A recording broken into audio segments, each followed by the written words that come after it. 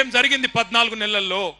మీ మీదికి బలవంతంగా ఇక్కడ అదాని కంపెనీ పెడతా అంటే, అల్లుడు ఫార్మా కంపెనీ పెడతా అంటే భూములు గుంజుకున్న తందుకు ఒక కుతంత్రంతోని రేవంత్ రెడ్డి ప్రభుత్వం మీ మీదికి వచ్చి ఆనాడు అధికారులు ఇక్కడికి వస్తే ఆ అధికారుల మీదికి మీరు మరలబడి అడిగినరు.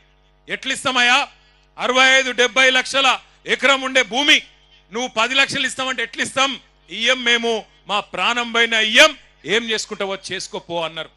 రేవంత్ రెడ్డి గారు ఆయన ప్రభుత్వంలోని మంత్రులు కేసులు పెట్టి 70 మంది మీద కేసులు పెడితే నేను నరేందర్ రెడ్డి దగ్గర పోయినా.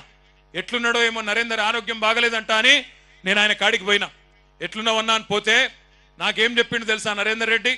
అన్నా, నేను మంచిగానే ఉన్నా, అవసరమైతే కొడంగల్ రైతుల కోసం నెల రోజులు కాదు సంవత్సరం మొత్తం జైల్లో ఉంటా, నువ్వు వాపస్ పో, నువ్వు పోయి అక్కడ ఉండే మా రైతులను నిడిపి అన్నా, నేను కావాలంటే సంవత్సరం ఉంటా. రేవంత్ రెడ్డిని గతంలో నేను ఓడగొట్టిన 2018లో, అందుకే ఆయనకు నా మీద కోపం ఉంటది. కానీ ఆయన కోపం ఆయన తీరేదాకా నన్ను జైల్లో ఉండమంటే ఉంటా, గాని వాళ్ళ నిడిపి అన్నా, వాళ్ళ కోసం పో అన్నాడు. రేవంత్ రెడ్డి గారు నీకు ఒక బంపర్ ఆఫర్ ఇస్తున్నాం, చలో నీకు ఒక బంపర్ ఆఫర్. నువ్వు అంటున్నావు కదా నేను కుల గణన చేసిన బీసీలందరూ సంతోషంగా ఉండరు, నేను రైతు బంద్ వేసిన రైతులందరూ సంతోషంగా ఉండరు, రైతు కూలీలకు పైసలు వేసిన వాళ్ళు సంతోషంగా ఉన్నారు, అందరు ఇండ్లకు కాయిదాలు ఇచ్చిన పేదోళ్ళందరూ సంతోషంగా ఉన్నారు అంటున్నావు కదా. దమ్ముంటే రేవంత్ రెడ్డి కొడంగల్ ఎమ్మెల్యే పదవికి రాజీనామా చేసి మళ్ళీ ఇక్కడికి రా, ఎవరు గెలుస్తారో చూద్దాం. 50,000కు ఒక్క ఓటు తక్కువ వచ్చినా నేను రాజకీయ సన్యాసం చేసి మళ్ళా రాజకీయంలో కూడా ఉండా. ఇది వాస్తవం. ఈరోజు కొడంగలే కాదు రాష్ట్రం మొత్తంలో వాస్తవం ముఖ చిత్రం ఇది. కేసీఆర్ గారు ముఖ్యమంత్రిగా ఉన్నప్పుడు ఆనాడు మీరు యాద్ చేసుకోండి ఒక్కసారి, కేసీఆర్ గారు 12 సార్లు ఇచ్చిండు రైతు బంధు. ఒకసారి కాదు, 2 సార్లు కాదు, 12 సార్లు 73,000 కోట్ల రూపాయలు టింగు టింగు అనుకుంటా బ్రహ్మాండంగా మన ఖాతాలో పడుతుండే. ఒక్కొక్క ఎకరానికి రేవంత్ రెడ్డి ప్రభుత్వం ఒక్కొక్క రైతుకు బాకీ ఉన్నది 17,500 రూపాయలు. ఇవాళ ఏందో పెద్ద మేలు చేసినట్టు 15,000 ఇస్తా అని చెప్పినోడు ఇప్పుడు నేను 12,000 ఇస్తా అని చెప్పి మోసం చేస్తాడు. మరి దాన్ని ఆమోదిద్దామా? 15,000 కాదు 12,000 సరిపోతుందా? 15,000 ఇస్తానని చెప్పి ఓట్లు వేయించుకున్నాడు 12,000 చేస్తే మోసం కాదా? చీటింగ్ కేసు పెట్టద్దా? రేవంత్ రెడ్డి లెక్క 50 లక్షల రూపాయలు ఎమ్మెల్యేలను కొనతందుకు పోయి దొరికిపోయి దొంగ పని చేసి జైలు కోలే పట్నం నరేందర్ రెడ్డి.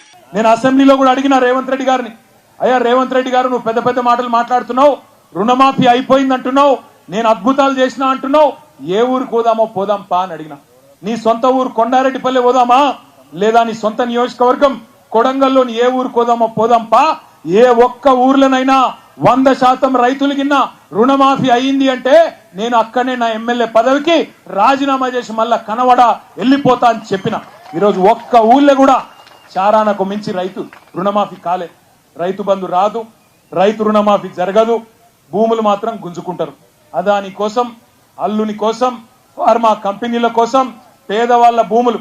నేను అడిగిన రేవంత్ రెడ్డి గారిని లగచర్ల భూములు గుంజుకుంటున్నప్పుడు, మాడబిడ్డలను గోసబుచ్చుకుంటున్నప్పుడు నేను అడిగిన, అయ్యా రేవంత్ రెడ్డి గారు నీకు అంత ప్రేమనే ఉంటే, ఫార్మా కంపెనీలు తేవాలని ప్రేమ ఉంటే నీ సొంత భూములు ఉన్నాయి కదా, కల్వకుర్తి పక్కకు ఎల్దండలో భూములు ఉన్నాయి కదా, ఆ భూములలో పెట్టు.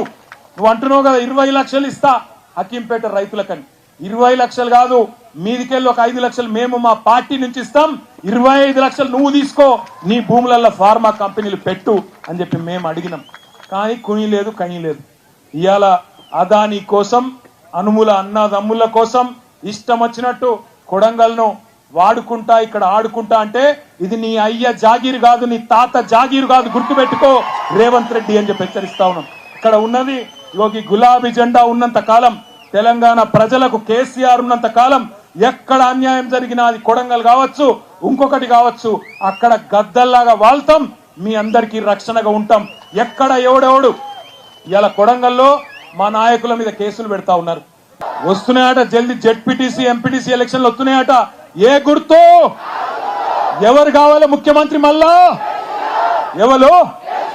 కేసీఆరేనా? గట్టిగా ఒకసారి జై కేసీఆర్, జై తెలంగాణ.